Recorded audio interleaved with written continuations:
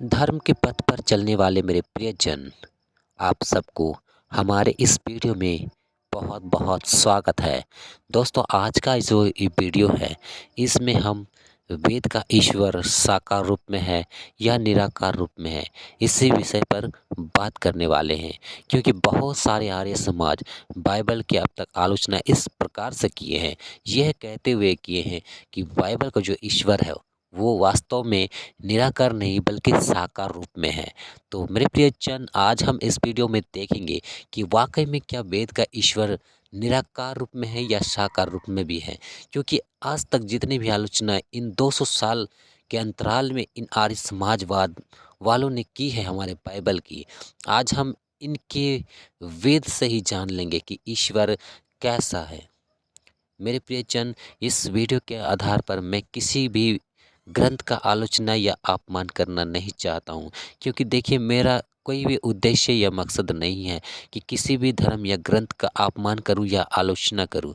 मेरे प्रियजन, देखिए, मेरा कार्य है सत्य को खोज करना और आप लोगों के सामने प्रकट करना। क्योंकि मैंने इसी के लिए इस चैनल को बनाया है। बहुत सारे लोग अपने अपने टॉपिक बेसिस पे वीडियोस बनाते रहते हैं, लेकिन मैं एक रिसर्च करता हूँ, खोज करता हूँ। आप सभी के लिए बहुत मेहनत करता हूँ मेरे प्रियजन, बहुत खोज करता हूँ ताकि आप सभी के सामने हम सत्य को रख सकें। मेरे प्रियजन, देख, हमने अभी यहाँ पर ऋग्वेद खोल रखा है। ये जो मंत्र है मेरे प्रियजन, यही मंत्र में हम आपको हिंदी में इसको बताएंगे कि वास्तव में इसका क्या मतलब है। अगर मैं बात करूँ, ये जो मंत्र है, इसको मैं अगर इसे महर्षि दयानंद सरस्वती गुजराती बाबा के इस वाले पे टाइप करूँगा तो देखिए आप क्या लिखा था यहाँ पर। देखिए यहाँ पर क्या लिखा रहा है, आप देख सकते हैं। या मैं जूम कर देता हूँ इसको। There is no record. जानते हैं दोस्तों, ये दयानंद सरस्वती सरस्वती ने इस चीज़ का विभाजन हिंदी में क्यों नहीं किया? क्योंकि वो जानता है इसका अर्थ है ये शरीर, ईश्वर ईश्वर जो है वो शरीर वाला है। इसलिए वो ईश्वर को शारीरिक रूप से नहीं दिखाने वास्ते इस चीज़ को ट्रांसलेशन या विभाजन नहीं किए हैं उन्होंने। तो मैं इस चीज़ का, देखिए, इस चीज़ का बहुत बड़ा एक मूल्य कारण है। क्योंकि दयानंद सरस्वती जानते हैं इस चीज़ को, इस मंत्र को, कि इस मंत्र का मतलब ईश्वर जो है वह साकार रूप में है। तो चलिए अब हम दूसरे भाष्य का देख लेते हैं, अर्श भाष्य को ही देख लेते हैं। तो अर्श भाष्य के जैसे हमने किया, देखिए यहाँ पर ये इसका विभाजन आ चुका है। तो मैं आपको दिखा देता हूँ। यहाँ पर मंडल 10 है, सूक्त 17 है, मंत्र संख्या 6 है और ये ऋग्वेद है। और इसको खुद आर्य समाज ही चलाता है। आप देख सकते हैं यहाँ पर आर्य मंतव्य लिखा हुआ है, इस प्रकार से लिखा हुआ है। तो दोस्तों, आने वाले सेकंड वीडियो में मैं बताऊंगा कि आप इसको शुद्ध हिंदी में कैसे पढ़ सकते हैं। इस वीडियो में मैं नहीं बताऊंगा। इस वीडियो में बताऊंगा तो बहुत ज़्यादा वीडियो लंबा होगा। अगर उस वीडियो को पाना चाहते हैं जिसमें मैं आपको बताने वाला हूं कि आप वेद को हिंदी में कैसे पढ़ सकते हैं, तो हमारे चैनल को सब्सक्राइब जरूर करें, लाइक करें, कमेंट ज़रूर करें मेरे प्रियजन। ऐसे ऐसे वीडियोज़ मैं आपके लिए बहुत मेहनत करता हूँ, बनाता हूँ, और आप लोग हमारे वीडियो को सब्सक्राइब नहीं करते, लाइक नहीं करते ना, मुझे बहुत दुख होता है मेरे प्रियजन। क्योंकि मैं आप लोगों के लिए सत्य को खोजता रहता हूँ। तो दोस्तों, ये जो है संस्कृत भाषा में, इसे हिंदी में ही है लेकिन थोड़ा सा संस्कृत टाइप से है, इसलिए बहुत सारे लोग इसको पढ़ते हैं लेकिन समझ नहीं पाते हैं। तो मैं इसको आपको शुद्ध हिंदी में पढ़ के बताऊँगा कि, और आने वाले वीडियो में मैं बताऊँगा ये भी कि इसे पूरी शुद्ध हिंदी से आप कैसे पढ़ सकते हैं और कैसे आप उसको देख सकते हैं। तो चलिए देरी ना करते हुए इसको हम हिंदी में देखते हैं कि इसका मतलब क्या होता है।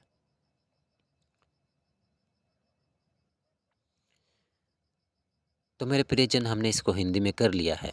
तो अब हम आपको पढ़ के सुनाते हैं कि ये जो मंत्र है इसका क्या मतलब है। यहाँ पर देख सकते हैं, ऊपर में लिखा है, सबका पालन पोषण करने वाले प्रभु।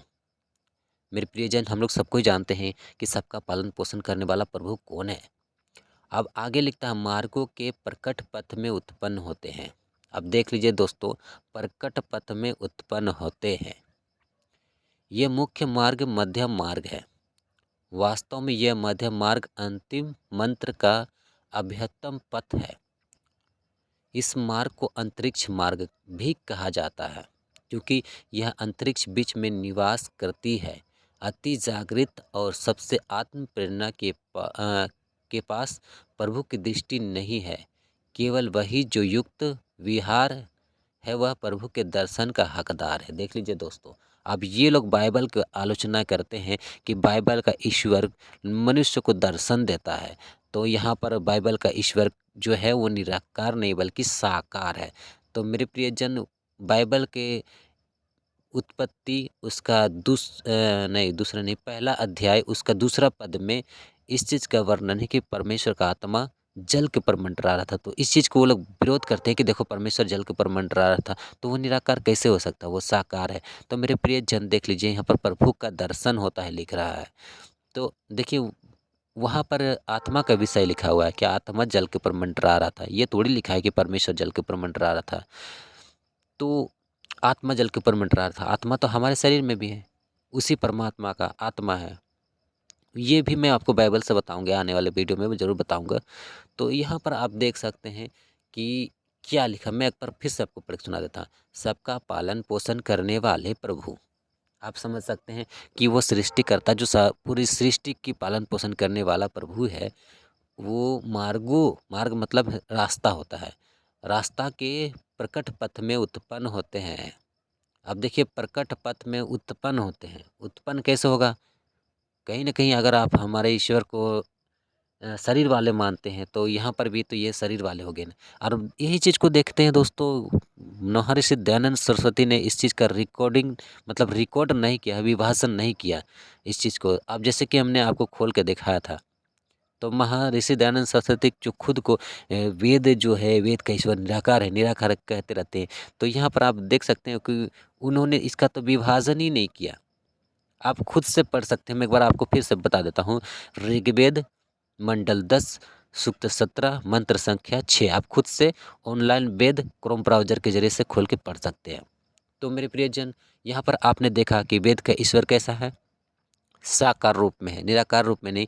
हालांकि निराकार रूप से लिखा हुआ है वह भी है, तो वो साकार रूप और निराकार रूप दोनों में है। जैसे कि बाइबल का ईश्वर, मैं बता दूं जरा, वेद जो है वो बाइबल का ही कॉपी पेस्ट है, बस इसमें कुछ बदलाव किए हुए हैं। अगर आप सरकारी वेबसाइट में जाकर देखेंगे, the Bhandarkar oriental research institute के में जाकर देखेंगे, यूनेस्को के द्वारा जो ये रिसर्च सेंटर है, यूनेस्को के रिसर्च सेंटर के द्वारा से इसको रिसर्च करके ये प्रमाणित किया है कि वेद जो लिखन का समय है वो 1464 AD है, ज़्यादा पुराना नहीं है, नया ग्रंथ है। तो ये बाइबल की कॉपी है दोस्तों। आप हमारे चैनल में जाकर इस चीज़ को देख भी सकते हैं, हमने लीगल प्रूफ दिए हुए हैं। तो तो दोस्तों मेरा देखिए किसी प्रकार से किसी ग्रंथ को आलोचना करना नहीं है, मेरा कार्य है दोस्तों आप लोगों के पास सत्य को खोज करना और पहुंचाना। बाकी आप देखिए कि आप क्या सोचते हैं समझते हैं। मैं जितना जानता हूँ, जितना खोज करता हूँ, उतना मैं आप लोगों को बतलाता हूँ।